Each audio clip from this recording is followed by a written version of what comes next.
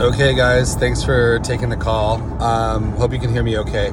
So I just spoke with Rhonda, the babysitter, about coming down to babysit, and we talked about a few different scenarios that could potentially work.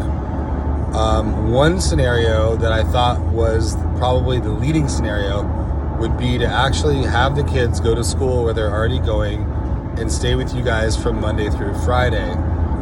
Rhonda would be a live-in who lives in the basement suite, and she would take care of the kids every single day except for 2 days out of the week.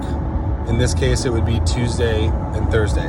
Okay, so you guys would be taking the kids only on Tuesdays and Thursdays, so you could plan around that the best you can. If you need her help during those days, let me know, and I will just pay her more to fill in. Let's say something comes up, period. Okay, so the next idea along the lines with that is if the kids were up at your house and she was taking care of them, on Friday when they get done with school, she would bring them down to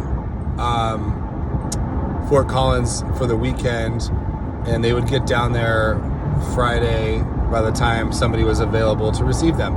So if Crystal gets off work at 9 o'clock at night on Friday, then she'll be there at 9 o'clock at night with the kids when she gets back, if she's going to Crystal's house. But the kids will go to Crystal's house, wherever she's staying, every other weekend, and they'll go to my house, wherever I'm staying, every other weekend to make it fair. So we've got the stability of you guys. We've got the kids going with Crystal every other weekend, which is probably more than enough initially, and then me every other weekend. And then Crystal and I can work out which weekends are which. And if that works, if Crystal would agree to that especially, that would make things really easy. Now, the challenges with that is having somebody new in the house. Obviously, she's going to be very respectful. She's quiet. She's sweet. You'll probably love her.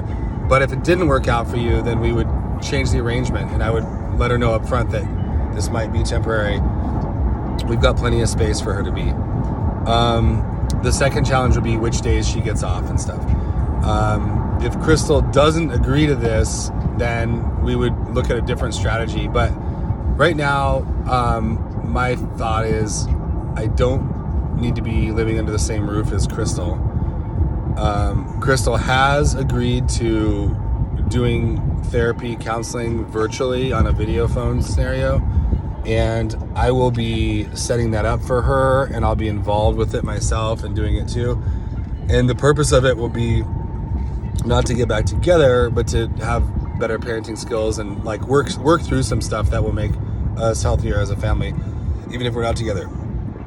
If we do end up getting back together, which seems a little bit less likely here, which I'm not going to even talk about really because I don't think it will, but if we did, the fact of the matter is simply this: that counseling is essential. You know, we cannot go on the way it is at any stretch. Now, in addition to the counseling, I'm going to talk to Crystal about I'm going to talk to her doctor. Her doctor happens to be my doctor as well. So I'm going to be able to talk to him about what's going on with the hormones, what kind of diagnosis she may have underlying it, like borderline personality disorder and bipolar. And when she gets borderline, people get irritated with her and things escalate. She flips into bipolar and she gets manic and things get broken. And what's the interaction of these hormones with that? Do we need to be on lower levels? Like, what's the best thing for her? Also, this whole thing about her being hypersexual is definitely very weird and new and rare. I mean, she's not like that. She never was like that. So I'm not blaming it on these hormones, but I think it's contributing to it. So, but she's feeling a lot better and all that. So anyway, I want to make sure you guys understand this. This is like a 5-minute briefing here. And if you understand this, talk about it a little bit, and then text me when you're ready for a call, and I'll call you and we can talk about it some more and talk about some other scenarios, because there's a few other ones I didn't have time to go into with this briefing. But they involve the kids not being in Evergreen. They involve the kids being in Fort Collins, and they would put a little bit more pressure on Crystal and I, and a little more risk on Crystal and I before we're really ready, because it's going to feel like to her that we're jumping right back into things and maybe she's not really ready for that.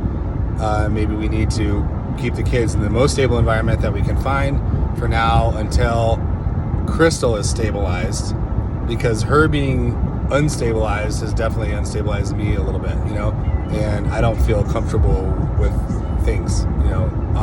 guys don't either. So that's about 5 minutes. I'll leave it at that, and watch this.